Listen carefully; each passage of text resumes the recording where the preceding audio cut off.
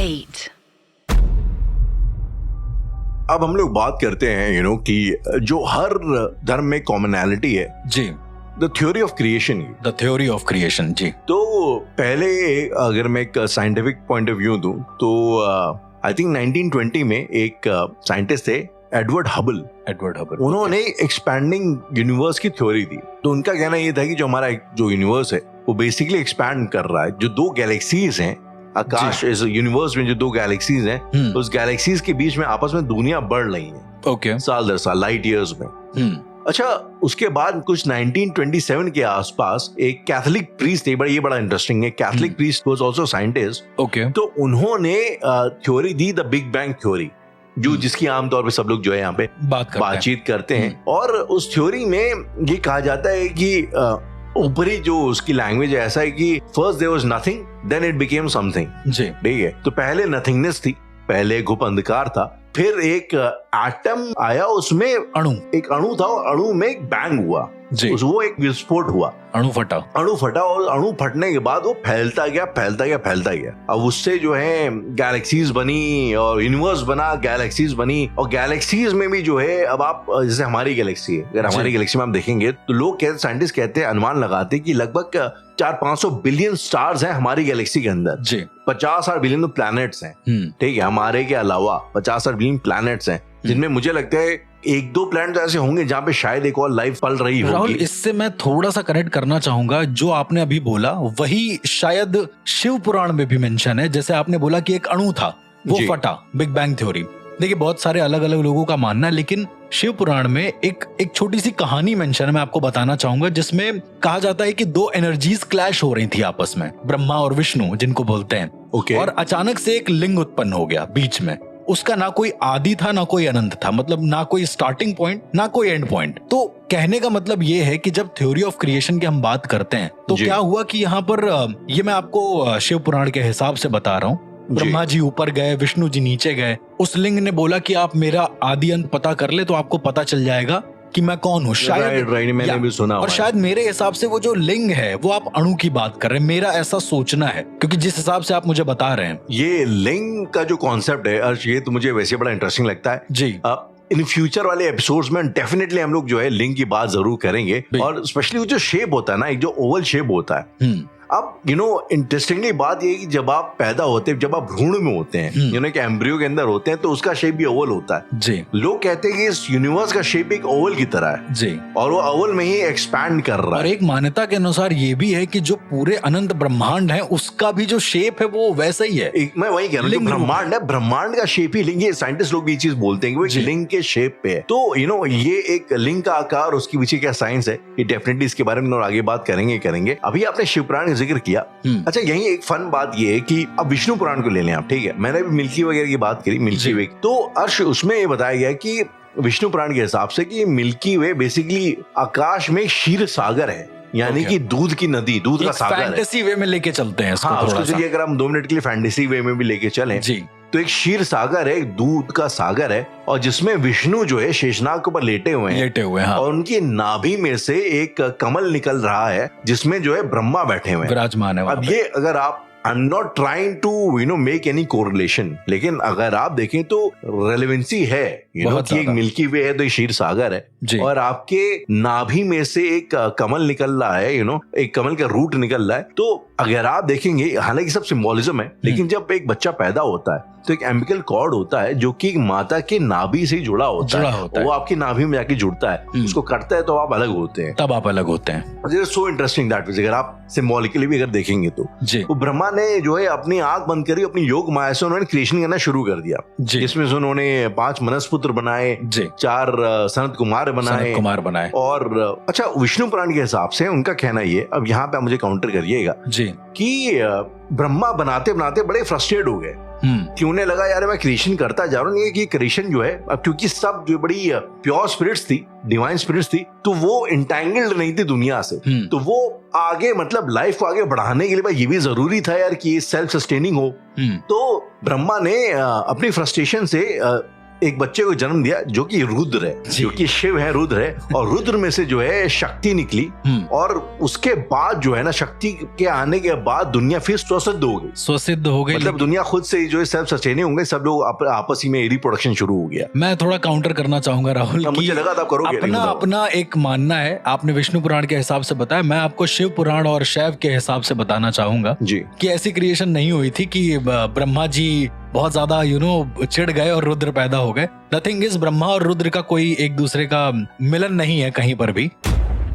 Also एक बार मेरे घर में एक हवन हो रहा था राहुल जी, तो उसमें पंडित जी से मैंने पूछा कि शिव जी की उत्पत्ति कैसे हुई। तो वो थे वैष्णव संप्रदाय के। अगेन मैं आपको कनेक्ट करता हूँ पंडित जी। तो उन्होंने कहा कि ब्रह्मा जी ने जब अपनी भ्रिकुटी यानी कि जो अपनी भौं होती है, जब वो सिकोड़ी, तो जैसे ही वो दोनों मिली तो तुरंत रुद्र पैदा हो गए, ऐसा उनका कहना था। पर डीप स्टडी करने के बाद मुझे पता चला है कि कई सारे ऐसे पुराण हैं जो एक ही चीज क्लेम करते हैं उत्पत्ति के लिए। वो ये कि पहले एक लिंग रूप था, पहले एक ज्योति पुंज था, एक ज्योति पुंज था, शक्ति पुंज, पहले एक शक्ति थी पहले, उससे लिंग रूप हुआ, और लिंग रूप के बाद जब ऊर्जाएं निकली लिंग रूप बनने पे, कहा जाता है जब एक ऊर्जा से दूसरी ऊर्जा में कोई चीज विकसित होती है तो वो अपने साथ छोटी छोटी ऊर्जाएं भी छोड़ती है। तो कहा जाता है कि जो दो छोटी ऊर्जाएं निकली, मैं ये नहीं बोल रहा हूँ कि वो दोनों छोटे हैं, उन्हें ब्रह्मा और विष्णु बोलते हैं। वो दोनों आपस में ही कंबाइंड होने लगे कि मैं बड़ा हूँ।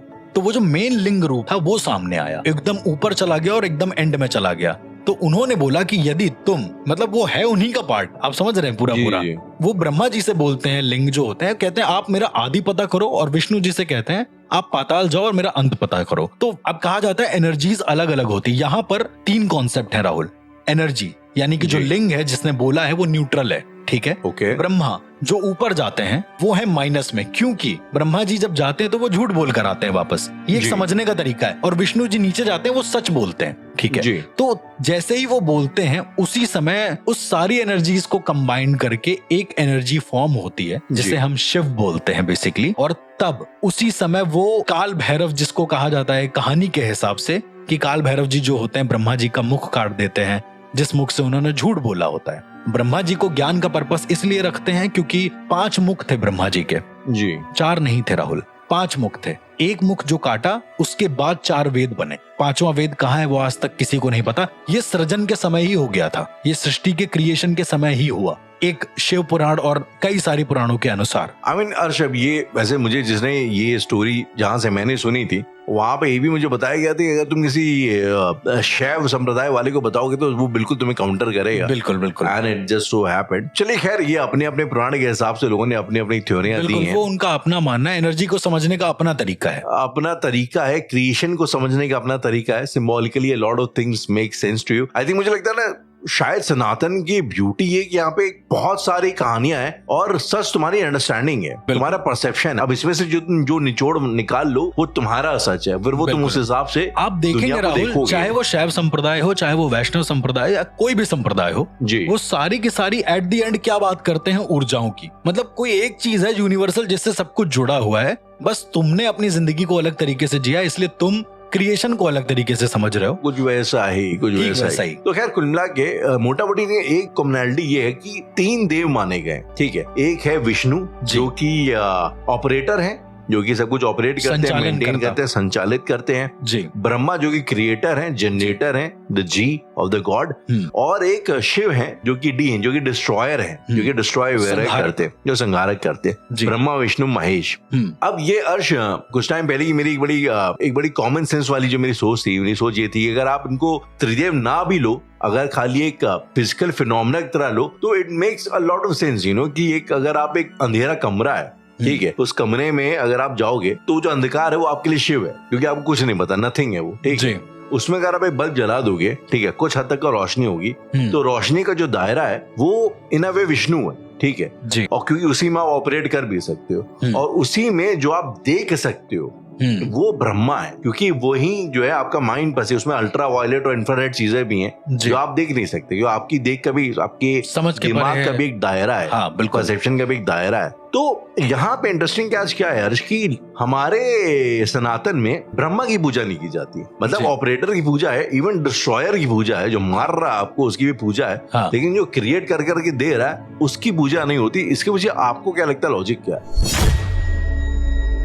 मुझे ऐसा लगता है कि लॉजिक का सीन ये है कि ब्रह्मा इटसेल्फ अ भ्रम। अगर आप ब्रह्मा जी के कॉन्सेप्ट को थोड़ा और इन डेप्थ समझेंगे, ये मेरी अपनी रिसर्च है कि ब्रह्मा इज लाइक अ भ्रम। जब आप आंखें बंद करते हैं, जब आप अपनी आंख को बंद करते हैं जी, तो आप ऑलरेडी रियलिटी में चले जाते हैं, विच इज नथिंगनेस। ये मेरा अपना परसेप्शन है। जब आप आंख खोलते हैं धीरे धीरे, तो आपको एकदम से लगता है कि कहाँ आ गए, किस दुनिया में आ गए। यानी आप सामाजिक चीजों से जुड़ रहे हैं और बहुत ज्यादा भ्रम में पड़ रहे हैं। जब आप सो रहे होते हैं उस समय आप सबसे ज्यादा स्थिर इसीलिए होते हैं कि आप उस समय एकदम शून्य पे होते हैं, एकदम नथिंगनेस पे होते हैं। लेकिन द मोमेंट आप समाज से जुड़ेंगे, आपकी बॉडी में हरकत आ जाएगी, हलचल आ जाएगी। मेरा ऐसा मानना है। ब्रह्मा जी की पूजा इसलिए ज्यादा नहीं होती है। पहली बात तो एक जो मैंने आपको कहानी बताई कि उन्होंने शिवलिंग से यानी शक्ति से झूठ बोला और बिल्कुल उनका मुख काट दिया गया, और उसके बाद उन्हें ऐसा कर दिया गया कि अब तुम्हारी सिर्फ एक ही जगह पूजा होगी जहाँ पे तुम्हारा मस्तक गिरा है। कई सारी ऐसी मान्यताओं के अनुसार भी ब्रह्मा जी ने सरस्वती जी के लिए गलत सोचा था, उस हिसाब से भी उनकी पूजा नहीं होती है। अब ये कितना सच है कितना नहीं, इसकी स्टडी मैंने नहीं करी है। आमिर, अगर आप मुझसे पूछोगे हर्ष, तो मैं बड़ा कॉमन सेंस वाला पर्सपेक्टिव आपको ये दे सकता हूँ जी। मेरी खुद की सोच है। मुझे ऐसा लगता है कि बोला ये जा रहा है कि आपके दिमाग में जो सोच रहे हो ना, उसकी वैल्यू नहीं है। एज एन की आप क्या सोचोगे, आप वही सोचोगे जो लिमिटेड नॉलेज आपने यहाँ पे गेन करी, उसी हिसाब से उसी का परमुटेशन कॉम्बिनेशन आपका दिमाग बनाएगा जी, और आप उतना ही सोच पाओगे। अगर आप वो सोचोगे तो आप कोई तरक्की नहीं कर पाओगे, क्योंकि आपके दिमाग में किसी नई चीज के लिए स्पेस नहीं होगा। तो प्रॉब्ली समझाने की कोशिश ये की गई कि जो आपका जो दिमाग जो भ्रम क्रिएट कर रहा है, you don't have to worship that, live in that, use that and go beyond that। तभी मैंने बोला ना कि ब्रह्मा की तुलना मैंने भ्रम से करी है, कि वो एक माया है बेसिकली। योग माया और भ्रम जो है साथ में जब आता है तब दुनिया बनती है।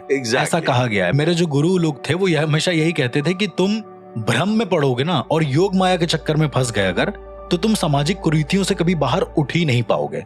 राइट। अब चूंकि वो अघोरपंथ से थे इसलिए या फिर कुछ ऐसा, लेकिन उनका कहना यही था कि दुनिया को अगर तुम नजरिया बदलते हो अपने देखने का, यदि तुम अपने भ्रम को कंट्रोल करके, अपनी योग माया को नियंत्रित करके किसी से बात करते हो, तो कहा जाता है तब तुम्हें सच्चाई दिखती है। अब ये किस हद तक सच है वो मुझे नहीं पता, मैंने कई बार कोशिश भी करी है। अब अर्श, हम लोग बात करते हैं आपके फेवरेट टॉपिक पे, दैट इज द वेद्स। अच्छा, पहले तो अगर वो कहानी एक बार आप रिपीट कर दें, जो वेद की कहानी आपने बताई थी कि ब्रह्मा के 5 सर थे, एक को काटा और दूसरे बाद ये। मतलब ऐसा कहा जाता है कि ब्रह्मा जी के मुख से वेदों की रचना हुई। ब्रह्मा जी ने ब्रह्मवाणी बोला जाता है उसको जी, उससे वेदों की रचना हुई। और सप्त ऋषि जो हैं जी, एक मान्यता के अनुसार सप्त ऋषियों ने वेदों की रचना करी है। अब असली क्या है, सच क्या, चूंकि मैं वहां पे मौजूद नहीं था तो मैं एग्जैक्ट नहीं बता पाऊंगा, पर वेदों की जो रचना हुई है, ऐसा कहा जाता है। वेदों में जब आप पढ़ेंगे वेदों को, तो उसमें मंत्र विधान है, उसमें यंत्र विधान है, उसमें तंत्र विधान है, जो मैं आपको बताता हूँ कि तंत्र मंत्र यंत्र, उसमें वो तीनों के विधान मौजूद हैं। और कहा जाता है कि इसी के इर्द गिर्द सारी ऊर्जाएं हैं। तंत्र आपका शरीर जी, मंत्र आपकी ऊर्जा, और यंत्र जो होता है, इन दोनों से मिलकर जो हमारा सिस्टम जो क्रिएट होता है, मैकेनिज्म जो क्रिएट होता है, उसे हम बोलते हैं।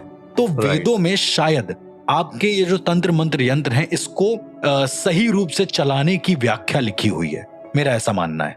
थोड़ा और बेसिक पे जाते हैं अर्श, थोड़ा उसको सिंपल करते हैं। अगर मैं आपसे पूछूं तो ये वेद आए कहाँ से, आपकी अपनी थ्योरी क्या है? मतलब लाइक कई लोग कहते हैं कि वेद कहाँ से आए, उनकी उत्पत्ति का कोई सोर्स नहीं है। कई लोग मुझे ये बोलते हैं कि पहले श्रुति और स्मृति का कॉन्सेप्ट था, यानी कि पहले सुनने और याद रखने का कॉन्सेप्ट था, लिखा नहीं जाता था। फिर कुछ टाइम बाद जब शायद लैंग्वेज का इजाद हुआ होगा, तो उसके बाद महर्षि वेद व्यास जी ने शायद इनको कंपाइल किया बेसिकली वेदों को। राहुल, मैं आपको बताना चाहूंगा कि शिव पुराण महात्म्य के अनुसार ऐसा कहा जाता है, जब सूत जी और शौनक जी आपस में बातचीत कर रहे होते हैं, तो ये 2 महान ऋषि हैं, मैं आपको आम भाषा में समझा दूं, और ये लोग जब बात करते हैं तो इन्हीं का जो संवाद है वो शिव पुराण के अंदर मेंशन है पूरा कि वो बताते हैं कि एक्चुअली शिव जी क्या है। क्योंकि ऐसा कहा जाता है जो सूत जी होते हैं वो शिव जी के पास कभी भी ट्रैवल करके आ सकते हैं उस समय पे। सूत जी बहुत अच्छे महात्मा थे वो। ऑल्सो राहुल, ऐसा कहा जाता है कि शिव पुराण के अनुसार शिव भगवान ने करीबन 33 अरब मंत्रों जो श्लोक होते हैं